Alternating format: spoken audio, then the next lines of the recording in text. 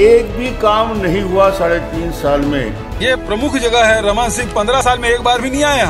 इस सेमीफाइनल में ही कांग्रेस को आउट करने वाले हैं। खैरागढ़ की घोषणा के बारे में दो रहे हो। आज यदि मैं खैरागढ़ के जिला बनाने की बात कर रहा हूँ तो इसमें सौदाबाजी लग रहा है उनको।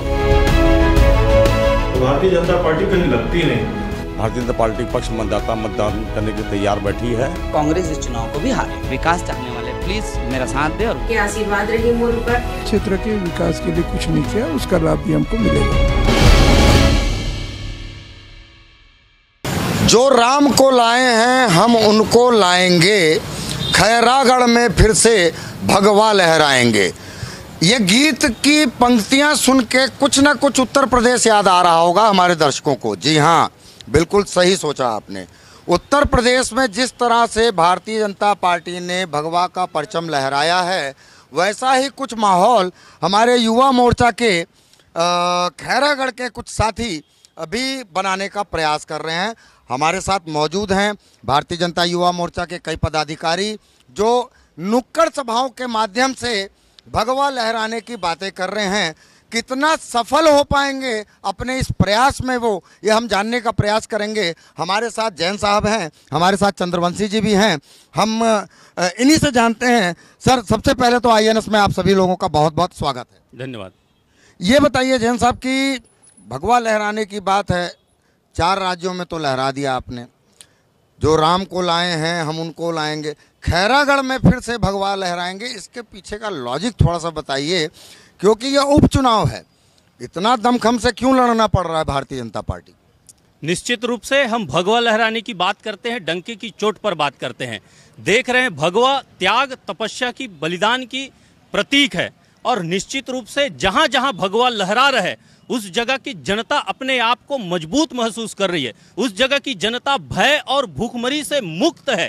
ऐसे ही शासन हम छत्तीसगढ़ में फिर से लाने वाले हैं।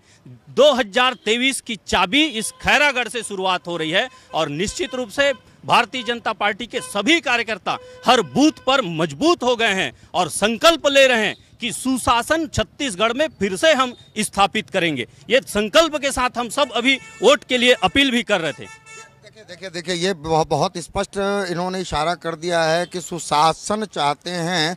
तो ये कहीं ना कहीं ये भी इशारा कर रहे हैं कि विगत 3-3.5 वर्षों में जो शासन चल रहा है वो सुशासन नहीं है। हालांकि ये जनता का मूड है, हम तो मूड मीटर जानने आए। हमारे साथ प्रदेश युवा मोर्चा के महामंत्री जी भी है, चंद्रवंशी जी भी, हम इनसे भी जानेंगे। चंद्रवंशी जी, ये बताइए कि यहाँ पर लगातार घोषणाएं की जा रही हैं सत्ता पक्ष के द्वारा।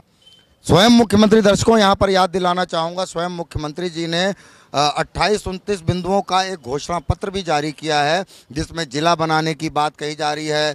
खैरागढ़ विश्वविद्यालय, संगीत विश्वविद्यालय को केंद्रीय स्तर का दर्जा दिलाने की बात की जा रही है। क्या चंद्रवंशी जी, ये खाली चुनावी जुमला है? आप अपनी भाषा में बताइए, क्योंकि दर्शक आज स्पष्ट सुनना चाहते हैं। क्या ये चुनावी जुमला है या फिर सत्ता पक्ष ने भी अपनी पूरी ताकत झोंक दी है इस चुनाव को जीतने के लिए? भैया, भूपेश बघेल के पास काम करेल 3.5 साल के अवसर रही से और 3200 घोषणा करे का आवश्यकता नहीं रही से। 3.5 साल के बाद अगर सरकार 32 पॉइंट 50 पॉइंट 3200 घोषणा लेकर थे, मतलब ये साफ है भैया कि करे कुछ नहीं है। वो सिर्फ घोषणा पहले भी कर रही थे, घोषणा अभी भी कर रहे थे। 3.5 साल के बाद घोषणा पत्र, 3.5 साल के बाद भैया और काम के आधार में वोट मांगना रही से। 3.5 साल के आधार में काम लग गिना के वोट मांगना रही से। 3.5 साल के बाद खैरागढ़ की जनता बताना रही से होला कि भैया हम आपके लिए 3.5 साल में ये करें, आप हमला वोट दो। खैरागढ़ की जनता के लिए कुछ करे नहीं है तो सिर्फ घोषणा ही तो कर सकते। अगर कुछ करे रही थी, कुछ डेवलपमेंट के काम हो रही थी तो बतातीस भैया के यहाँ महाविद्यालय बने, और बतातीस भैया यहाँ कॉलेज बने, और बतातीस भैया यहाँ हॉस्पिटल बने।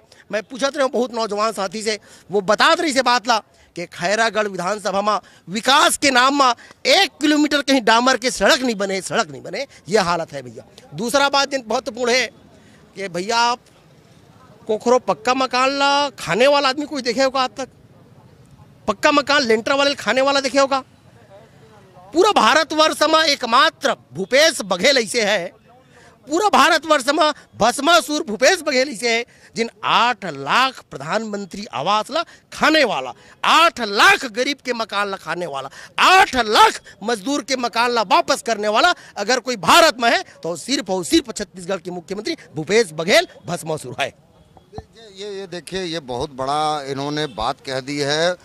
प्रदेश के मुख्यमंत्री को भस्मासुर जैसी उपाधि से नवाज दिया। हालांकि ये इनका एक पार्टी का विचार हो सकता है, इनका स्वयं का विचार हो सकता है, लेकिन एक बात तो इन्होंने स्पष्ट कर दी है कि सरकार यदि चुनाव में उतरी है अपने पक्ष में, अपने प्रत्याशी के पक्ष में प्रचार करने के लिए, तो निश्चित रूप से विकास कार्यों की जो बातें होती है, विकास कार्यों को कम गिनाया जा रहा है, घोषणा पत्र ज़्यादा गिनाई जा रही है। हमारे साथ और भी कई साथी मौजूद हैं, हम उनसे ये जानने का प्रयास करेंगे। आप हमें ये बताइए कि यदि यहाँ पर सरकार पूरी तरह से उतर गई है तो क्या अब भारतीय जनता युवा मोर्चा ने भी कमर कस ली है कि लड़ाई तो नेक टू नेक होगी?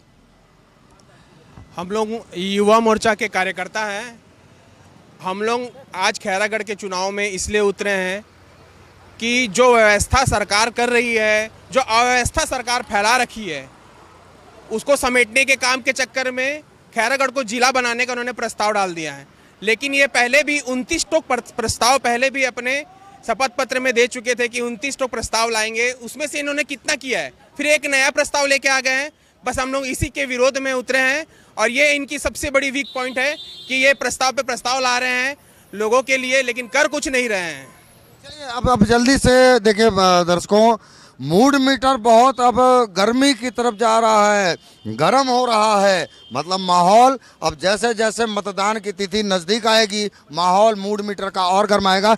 अब जल्दी से आप लोग ये बता दीजिए कि अपनी जीत के प्रति आप कितने निश्चित?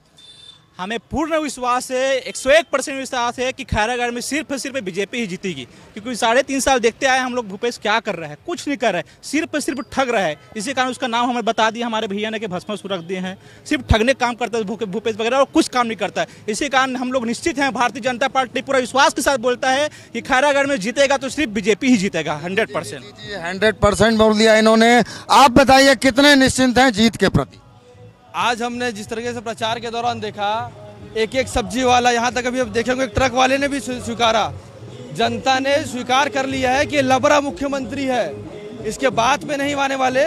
और खैरागढ़ के जीत से हम आने वाले विधानसभा की जीत की अभी से घोषणा करते हैं। वाह, इन्होंने भी कह दिया कि हमारी जीत पूरी तरह से निश्चित है। अब ये तो खैर जनता के ऊपर है, जनार्दन के ऊपर है, यहाँ के मतदाताओं के ऊपर है कि वो 12 तारीख को किसके पक्ष को सुनकर अपने कीमती वोट को बैलेट पेपर में उतारते हैं, बटन दबाते हैं। बने रहिए INS के साथ। इसी तरह के गरम और कुछ नरम पहलुओं से हम लगातार आपको रूबरू कराते रहेंगे सिर्फ INS पर।